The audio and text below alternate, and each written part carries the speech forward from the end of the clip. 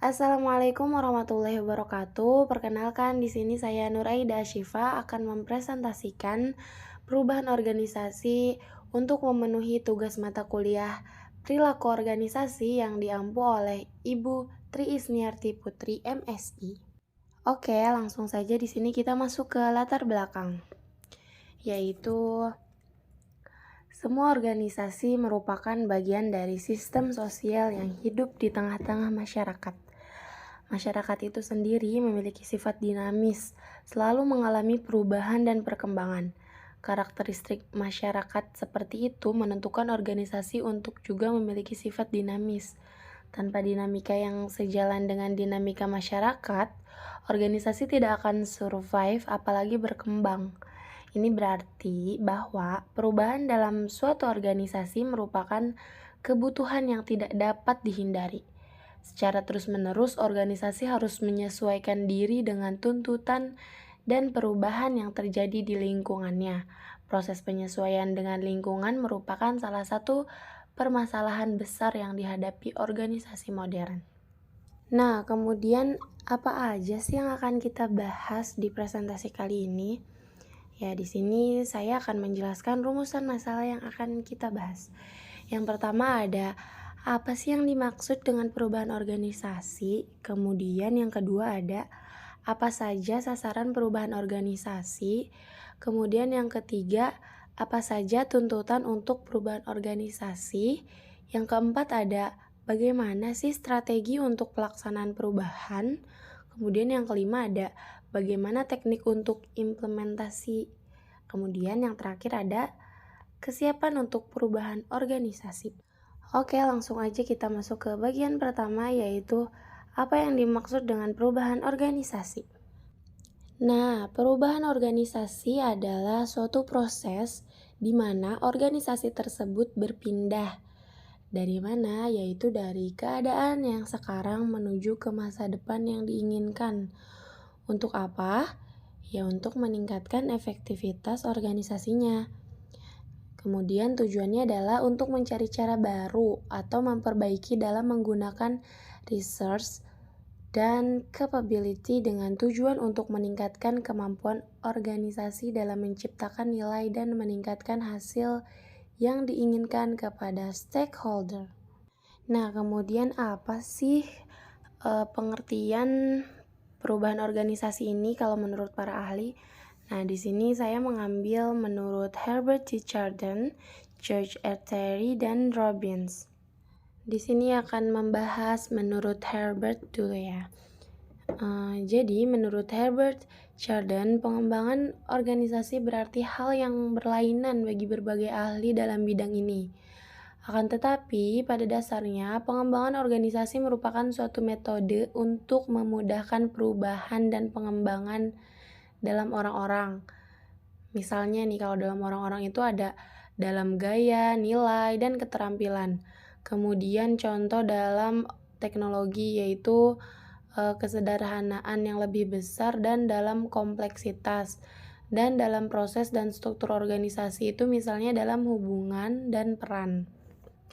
Nah, kemudian pengertian menurut George yaitu menurut definisi formal, pengembangan organisasi mencakup usaha-usaha untuk meningkatkan hasil dengan memperoleh yang paling baik dari para pegawai, baik secara individual maupun sebagai anggota kelompok kerja.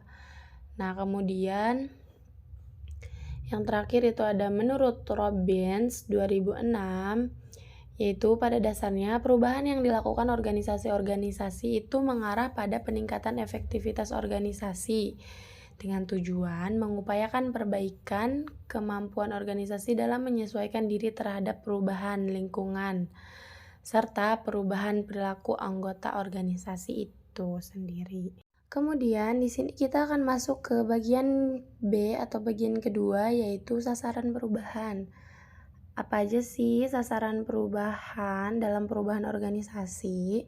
Yaitu yang pertama ada sumber daya manusia, kemudian yang kedua ada sumber daya fungsional, yang ketiga ada kemampuan teknologi, dan yang keempat ada kemampuan organisasi. Oke, kita lanjut ke bagian C, yaitu tuntutan untuk perubahan organisasi. Nah, di sini tuntutan untuk perubahan organisasi itu sendiri terdiri ada 4, yaitu ada kekuatan persaingan, kemudian ada ekonomi, politik, dan keuangan global, ada juga kekuatan demografi dan sosial, kemudian yang terakhir ada kekuatan etika. Nah, jadi kan zaman tuh akan terus-menerus berubah ya secara konstan, dan suatu organisasi itu harus menyesuaikan dengan segala perubahan untuk tetap dapat bertahan.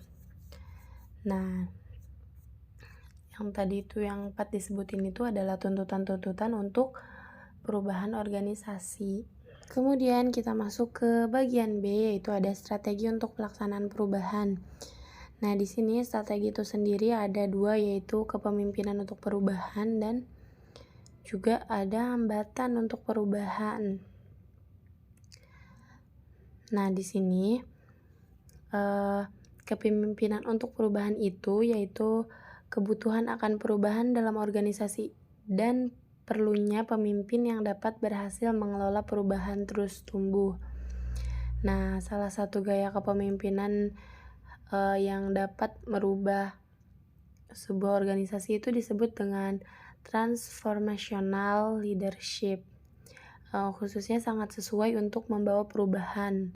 Nah, pemimpin yang menggunakan gaya kepemimpinan transformational ini meningkatkan inovasi organisasi secara langsung dengan menciptakan visi dan secara tidak langsung menciptakan lingkungan yang mendukung eksplorasi, eksperimen, berani mengambil resiko, dan berbagai ide.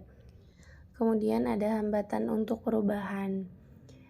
Jadi adalah hal yang wajar ya apabila orang-orang melakukan perlawanan terhadap perubahan. Namun, resistensi untuk berubah melambatkan efektivitas organisasi dan mengurangi kesempatan untuk bertahan.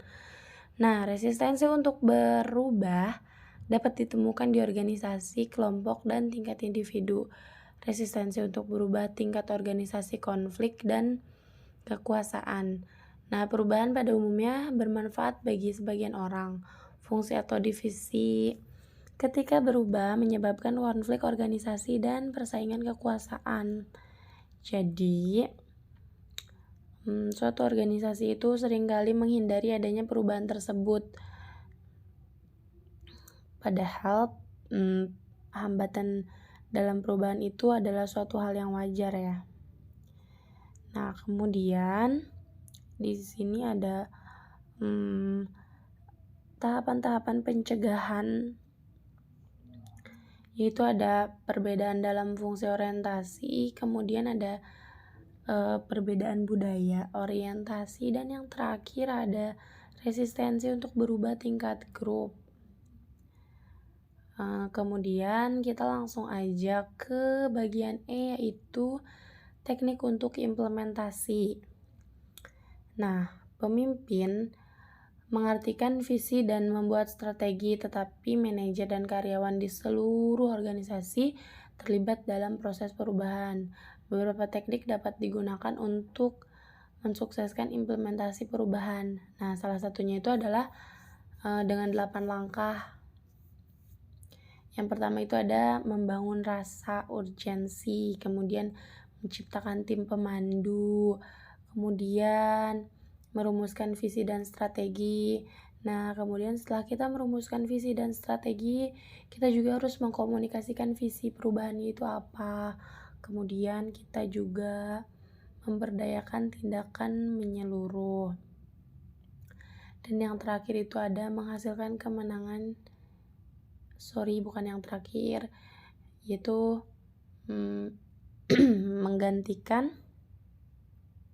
menghasilkan kemenangan jangka pendek, dan yang terakhir menambahkan pendekatan baru dalam budaya. Kemudian kita masuk ke bagian F, yaitu kesiapan untuk perubahan organisasi. Nah, kesiapan merupakan salah satu faktor terpenting dengan melibatkan karyawan untuk mendukung inisiatif perubahan. Nah, dimaksud dengan siap untuk berubah adalah ketika orang-orang dan struktur organisasi sudah dipersiapkan dan mampu untuk berubah. Kesiapan organisasi untuk berubah menurut Lehman 2005 antara lain itu dapat dideteksi dari beberapa variabel seperti variabel motivasional, ketersediaan sumber daya, nilai-nilai dan sikap positif yang dikembangkan para karyawan, serta iklim organisasi yang mendukung perubahan. Nah, dalam konteks organisasional, kesiapan individu untuk berubah diartikan sebagai kesediaan individu untuk berpartisipasi dalam kegiatan yang dilaksanakan organisasi setelah perubahan berlangsung dalam organisasi tersebut. Nah, kemudian setiap perubahan itu kan akan dihadapkan dengan kemungkinan adanya perbedaan dan konflik. Nah, antara pemimpin dan anggota organisasi. Nah, untuk terjadinya perubahan yang terarah seperti yang diinginkan, maka konflik harus diselesaikan seperti kepercayaan anggota organisasi dan pengetahuan mengenai perubahan. Nah, pada dasarnya keadaan untuk kesiapan harus dibuat sebuah organisasi siap untuk berubah apabila ada 3 faktor ini, yaitu yang pertama mempunyai pemimpin yang efektif dan dihormati. Kemudian yang kedua itu orang-orang dalam organisasinya tuh mempunyai motivasi untuk berubah. Nah kan mereka tuh jadi harus puas gitu dengan keadaan sekarang sehingga mereka bersedia untuk ikut berpartisipasi dan menerima resiko dengan adanya perubahan. Nah, kemudian yang ketiga itu ada organisasi juga harus mempunyai struktur non hierarki. Nah, hierarki itu dapat menjadi perintang ya bagi proses perubahan. Nah, oleh karena itu manajer tuh harus bisa mengurangi pekerjaan yang berdasarkan hierarki dengan memberikan pekerjaan yang bersifat kolaboratif. Kemudian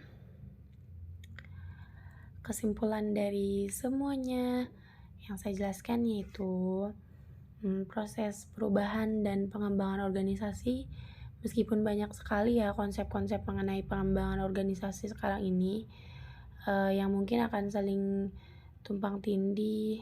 Barangkali definisi yang dikemukakan oleh Cummings akan membantu kita untuk dapat lebih memahami konsep pengembangan organisasi. Nah, menurut Cummings 1989 ini, pengembangan organisasi adalah suatu aplikasi konsep atau teori dengan menggunakan suatu sistem di mana konsep-konsep ilmu pengetahuan digunakan untuk mengembangkan organisasi secara terencana dan dengan menggunakan semua strategi yang dimiliki organisasi untuk meningkatkan efektivitas kinerja organisasi. Mungkin cukup sekian yang bisa saya sampaikan.